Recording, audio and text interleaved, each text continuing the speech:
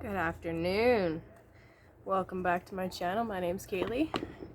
Welcome to your weekly tarot and Elder Futhark reading. Spring is finally here. The equinox won't be for a little bit.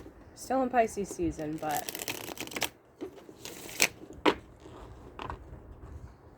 can feel it. There's finally enough snow melted that I can sit out here again. Hell yeah.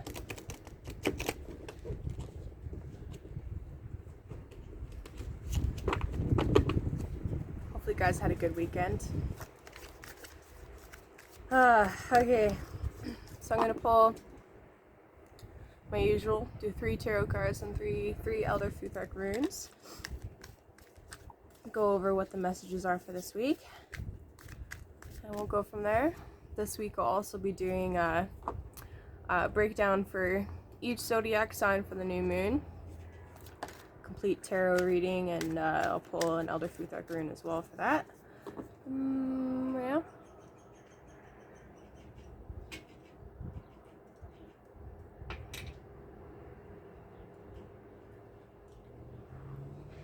I love the birds. Okay. So let's do a quick prayer, shall we? So God, Source Spirit, thank you so much for this fabulous day, for the beautiful sun. Thank you for raising me up out of my bed. Thank you for this amazing technology that we can speak to each other and send messages through time and space. Please protect this space while I read. Allow me to convey clear and concise messages, and allow my viewers to glean some wisdom from this reading. Please do not allow any hostile interference while I read, and thank you. I'm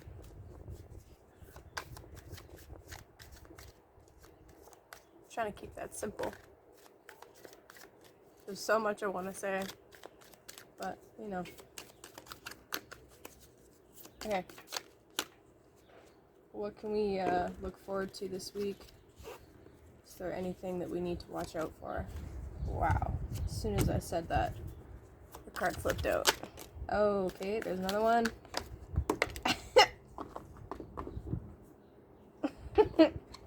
And that was 2 that just flew out, so we'll take them both.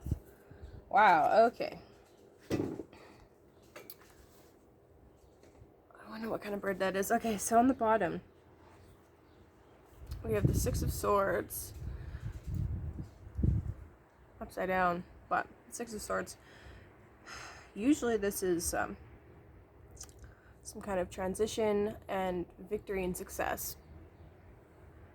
Usually because of the transition. It's actually Mercury in Aquarius, which is kind of cool. That's where Mercury is right now.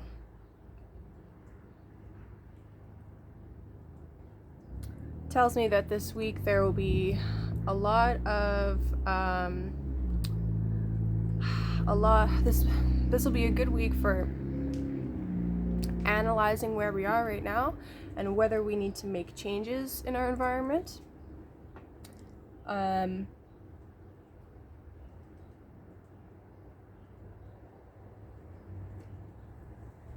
There could be the element of deceit there, especially since it was upside down, from the collective or from collectivists. Like, could be like it's kind of the energy of science, and it's like an experiment, but in reverse, it's like an experiment gone wrong. It's something to keep in mind. Okay, the 4 cards that came out. The first one is the 3 of Cups in reverse. The Hermit. And then Death and the Lovers in reverse.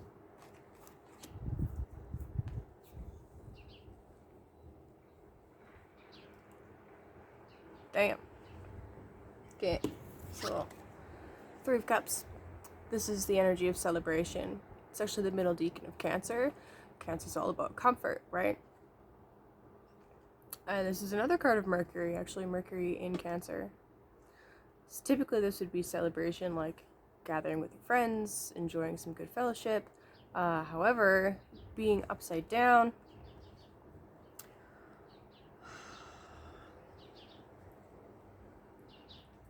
perhaps some communication between friends is going awry this week. Maybe like plans to get together are being disrupted. Or you're feeling a general like sense of lack in your what's supposed to be nurturing just isn't. Oh, I just saw 5 of 5 on the clock. It's supposed to be nurturing isn't, and you need to make changes. And then the Hermit is the major arcana card for Virgo. Ruled by Mercury. There's a ton of Mercury coming out. Anyway, the Hermit's number 9. The major arcana. And it symbolizes the ability to connect with our body, establish the mind-body connection, understand the knowledge of the body, and it also symbolizes the beginning of the descent into the underworld. Like, if you think about the zodiac and the sun's journey, or our journey around the sun, Virgo is harvest season, and then the sun goes into the underworld and we enter into winter.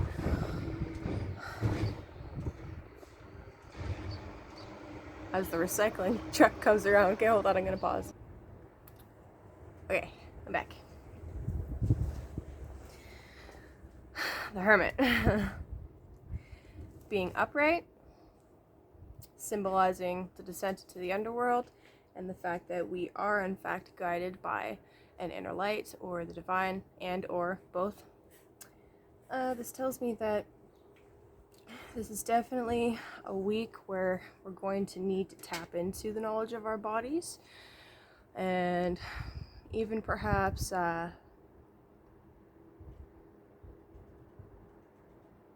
we may have already been in a state of going into like some kind of dark night of the soul, or keeping to ourselves a little more.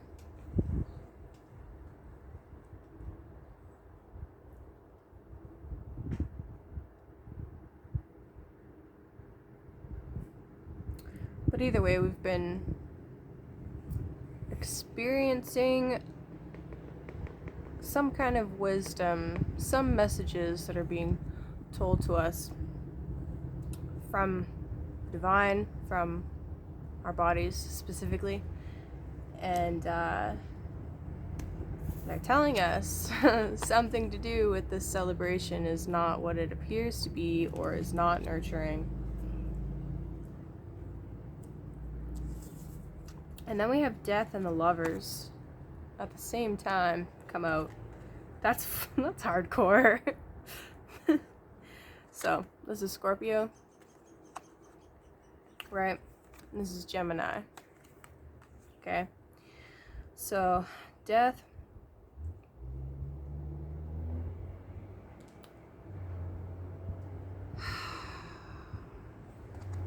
This is a major transformation. These are things that need to end in order for new things to emerge. You know, when you're trying to grow some plants, any kind of plants, this is true for all of them, when you do pruning, the plant comes back bushier and healthier. That energy doesn't die, it's just reverted and sent through a different route, right? And it's interesting, Scorpio rules sex. And then we got the Lovers. In reverse. The original title for this card was actually Decision. And on the surface, especially if you are a more exoteric focused reader. The Lovers is about like union, but for me it's actually not. It's Gemini. It's a lot less about union and a lot more about making decisions.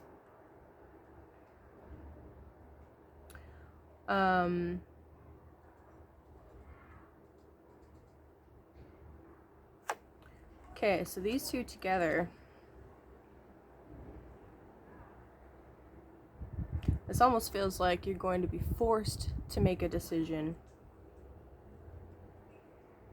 whether you like it or not. Like, this is like Pluto. This is,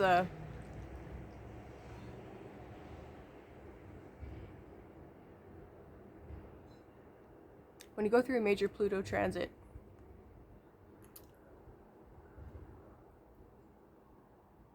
one of the things that happens is that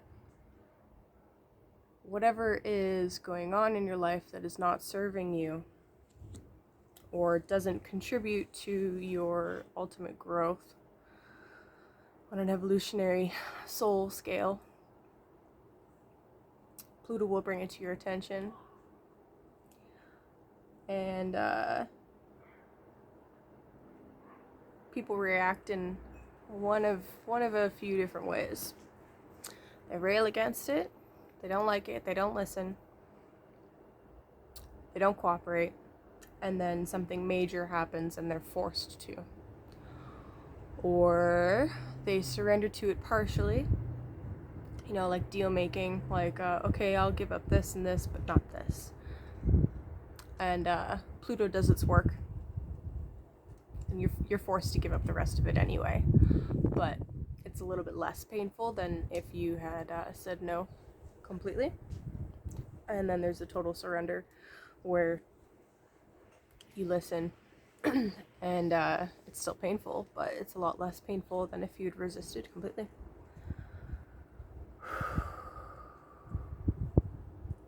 It feels to me from these 4 cards that there is some kind of connection or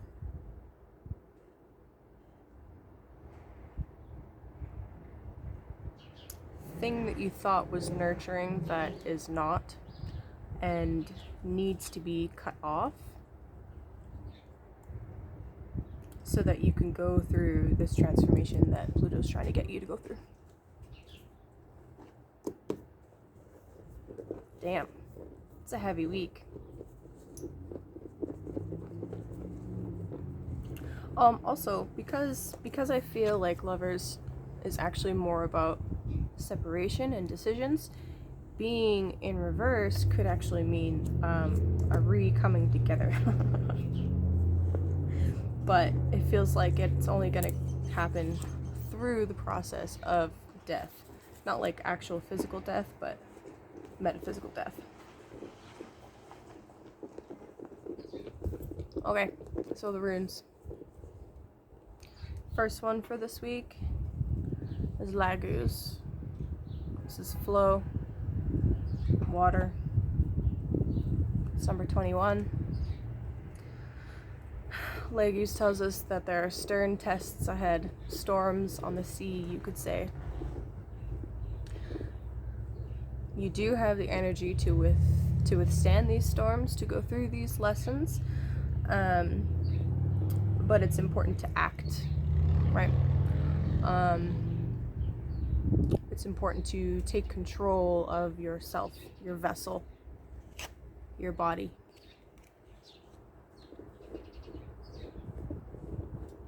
It's a rune of initiation.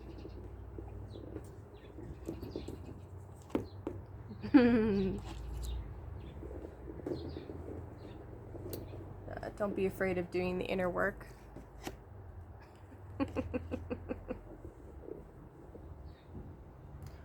Second rune is Kanaz.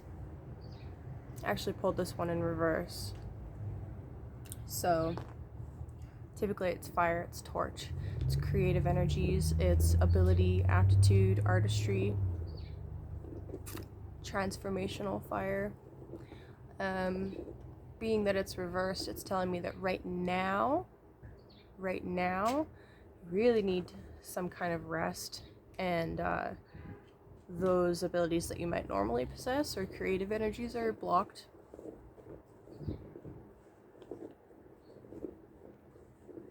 Probably because you need to go within in some fashion, actually. There's an internal process that needs to happen before external results will happen. And then solo. There we go. This is the sun. Also pulled it reversed. Sorry. Typically that's like freedom and good guidance and luck and a melting away of external appearances and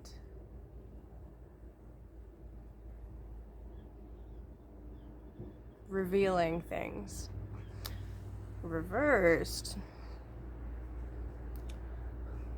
could be susceptible to deceit, gullibility, bad guidance, bad counsel.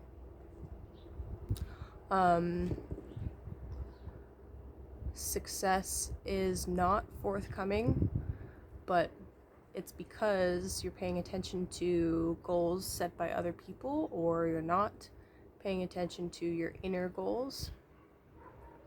It's looking outside of yourself for guidance.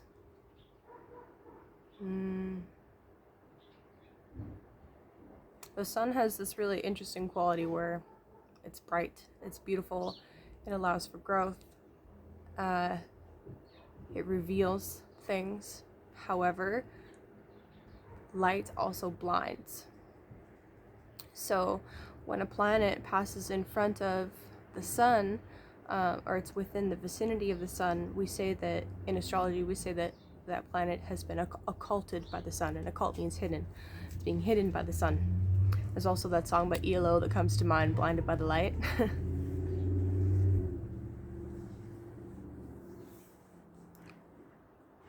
So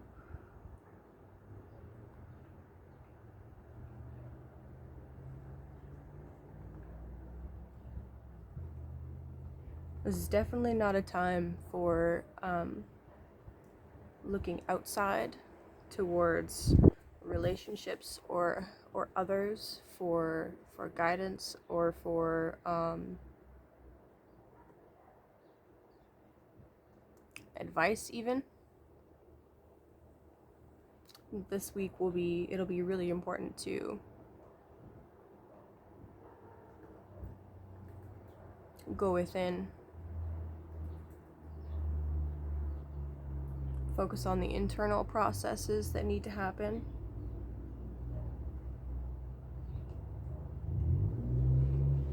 That's really interesting. So you know how sometimes Six of Swords in the Rider-Waite deck is depicted as people in a ship making a transition over water. Sometimes exoterically focused readers will view that as taking a trip somewhere physically. Sometimes it could mean that. But water always symbolizes the subconscious, the consciousness and the subconsciousness, also the goddess. Lagu's coming out, the Hermit, Death. These are indicating that the transition, the journey needs to be within, into your subconscious. And another beautiful thing about Scorpio is that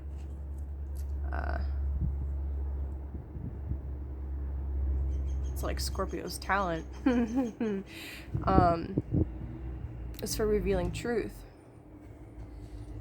So there's a beautiful opportunity right now to definitely